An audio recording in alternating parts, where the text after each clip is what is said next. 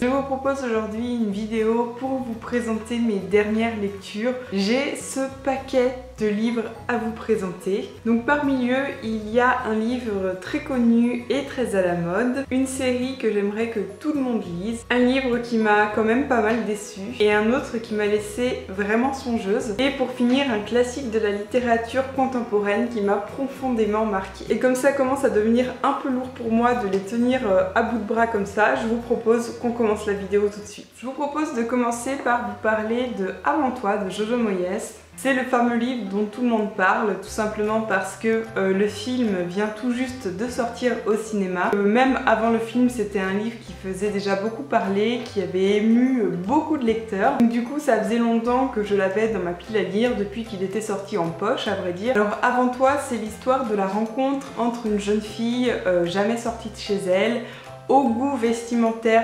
légèrement excentrique, et un jeune homme handicapé qui a pris la décision de mettre fin à ses jours. Alors je vous cache pas que au tout début de la lecture et quand j'ai su un peu le résumé de l'histoire, j'ai eu un peu peur parce que je me suis dit on a l'impression que tout est déjà joué. Honnêtement, même s'il n'y a pas vraiment énormément de surprises, même si les caractères des personnages sont assez communs, sont assez déjà vus, il n'en demeure pas moins attachant, l'histoire assez touchante, assez prenante. Et du coup, c'est une bonne lecture. La dernière fois que j'ai parlé de ce livre dans une vidéo, une personne m'a laissé un commentaire que j'ai trouvé très pertinent et très intéressant. Elle me disait que Avant toi, c'était un roman qui prônait une certaine vision du handicap, du handicapé complètement démoralisé, qui rencontre quelqu'un pour lui apporter de la joie de vivre, etc. C'est quelque chose qu'on a l'habitude de voir comme ça et qui ne révèle pas forcément la réalité. Voilà, ça m'a donné un peu matière à réfléchir en tout cas.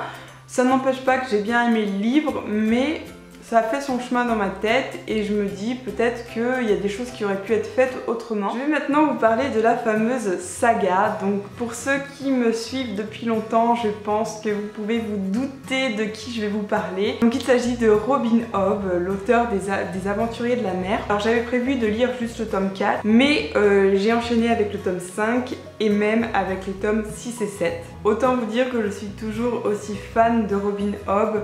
Je trouve qu'elle a un talent mais monstrueux, qu'elle crée des personnages uniques en leur genre. Je vous conseille très fortement de commencer par L'Assassin Royal, le tome 1, L'Apprenti Assassin, parce que si vous voulez, Les Aventuriers de la mer, c'est, je trouve, un peu plus complexe que l'Assassin Royal, et surtout ça se lit après le tome 7, je crois, de l'Assassin Royal, donc au milieu du cycle. En tout cas, sachez que je prépare une vidéo sur Robin Hobb et sur l'Assassin Royal, donc je vous propose que nous en reparlions un peu plus tard. Je vais maintenant vous parler d'un livre que je pense vous connaissez parce qu'il a été adapté en film, parce que c'est un des livres les plus connus de son auteur. Il s'agit de Misery de Stephen King. C'est mon troisième Stephen King et c'est encore une autre ambiance, encore une autre source d'angoisse par rapport aux deux autres. L'histoire d'un écrivain qui va avoir un accident de la route et qui va se voir recueilli par sa plus grande fan. Cette plus grande fan se révèle être une femme complètement folle alliée qui va le séquestrer dans une chambre de chez elle. Ici on a vraiment l'angoisse de ce que va faire cette femme, jusqu'où elle peut aller, est-ce qu'il va s'en sortir, est-ce que quelqu'un va arriver dans la maison pour le sauver, etc. On a vraiment envie qu'il s'en sorte en fait et on se dit mais qu'est-ce qui va se passer, est-ce que quelqu'un va enfin venir dans cette maison et se rendre compte qu'il y a quelqu'un. Honnêtement c'est vraiment une très bonne lecture que je vous conseille vraiment si vous voulez lire du Stephen King. On va maintenant parler de Là où ça fait mal parce que j'ai lu un livre dont j'attendais beaucoup. Et au final, je me suis retrouvée face à une lecture qui m'a laissée, mais alors totalement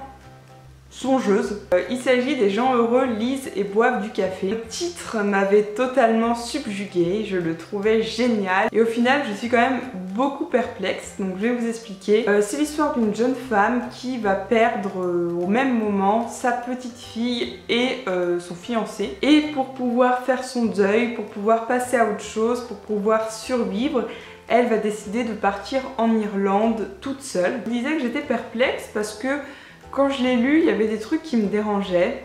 Il y avait des petits points où je me disais ouais, ça va un peu vite là. Mais bon, je l'ai fini, je me suis dit ok, faudra que je repense à cette lecture parce que je savais pas si j'avais aimé ou si j'avais pas aimé. J'ai trouvé en fait cette lecture très bizarre. J'ai eu l'impression que l'histoire du deuil était un prétexte pour pouvoir lancer une romance, un roman plus à l'eau de rose. Et du coup ça a été un peu bizarre. J'ai trouvé que tout allait trop vite. Que les enchaînements des sentiments, des actions, des trucs allaient hyper vite. Et du coup j'ai trouvé que ça perdait un peu en cohérence. Au début je me disais c'est peut-être fait exprès pour montrer que voilà, pour pas s'apesantir sur certains sentiments qui sont difficiles à exprimer. Mais du coup quand j'ai refermé le livre, j'ai pas compris comment tout a pu s'imbriquer parce qu'il me manquait des éléments. J'ai trouvé que c'était un livre finalement qui manquait peut-être un peu de finesse dans certains détails. Pour vous donner un exemple, je pense aux personnages du livre et en particulier aux personnages secondaires que j'ai trouvé vraiment la galerie de personnages clichés mais au possible. Le meilleur ami gay, la rivale nymphomane complètement tordue, etc. Donc du coup, avec le recul, je peux vous dire que c'est quand même une belle déception parce que voilà, vu le titre, je m'attendais à un livre certes sur le deuil, sur la reconstruction, etc. Mais là, on bascule en fait du deuil à l'histoire vraiment, la romance à l'eau de rose, avec plein de clichés sur l'Irlande, sur les relations, sur plein de choses.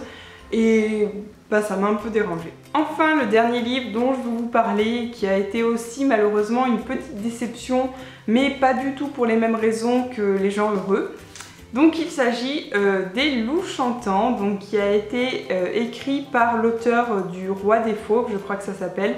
J'ai pas lu Le Roi des Fauves, mais je sais que beaucoup de gens ont beaucoup aimé ce livre, donc je vous le signale. C'est l'histoire de 3 jeunes gens, dont un jeune homme en fait qui a perdu sa fiancée très récemment, dans des circonstances assez bizarres. Et donc un jour sa sœur va être prise d'une maladie très étrange également, puisqu'elle va se recouvrir de glace. Ça se passe dans un village très lointain, coupé du monde et envahi par le froid, par la glace et par les tempêtes. Et donc ce jeune homme va décider d'amener sa sœur dans la ville, qui se trouve à plus d'une dizaine de jours de marche, pour essayer de la soigner. Donc je me rends compte en essayant de vous raconter l'histoire que ça paraît un peu chaotique, parce que honnêtement c'est très particulier. Je pense que c'est le genre de livre qu'il faut lire en plein hiver devant un feu de cheminée avec un bon thé à côté, parce que vous avez tout le champ lexical du froid, de l'hiver, de la neige, etc.